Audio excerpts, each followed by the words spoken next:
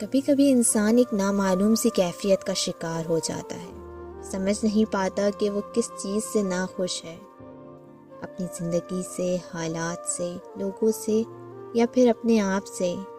ماں باپ، بہن بھائی، دوست، احباب سب کے پاس ہوتے ہوئے بھی عجیب سا خالی پن محسوس کرتا ہے، ایک بے نام سی کمی، گویا وہ کسی اور دنیا کا باسی ہے اور غلطی سے اس دنیا کی طرف آ نکلا ہے۔ وہ جو ہر پل دوسروں کو خوش کرنے میں لگا رہتا ہے، اس وقت خود سے وہ ناراض سا ہونے لگتا ہے۔ اس پل وہ ہر چیز سے کٹ جانا چاہتا ہے، خاموشی کے جنگل میں گم ہو جانا چاہتا ہے، جہاں اسے خود اپنے وجود کا بھی پتہ نہ مل سکے۔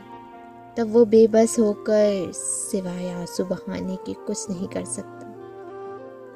آنسو بھی وہ جو نظر نہیں آتے، پوچھے نہیں جا سکتے، پھر وہ ہوتا ہے اور اس کی ذات کی الجھنیں ہوتی ہیں، اور اس کا اللہ ہوتا ہے، وہ جو دنیا کے سامنے ٹوٹنے سے ڈرتا ہے، خود پہ مضبوطی کا کھول چڑھائے رکھتا ہے، اگر اس رب العزت کے سامنے ٹوٹ جاتا ہے، بکھر جاتا ہے، کھل جاتا ہے، اور وہ ذات اسے سمیٹ لیتی ہے۔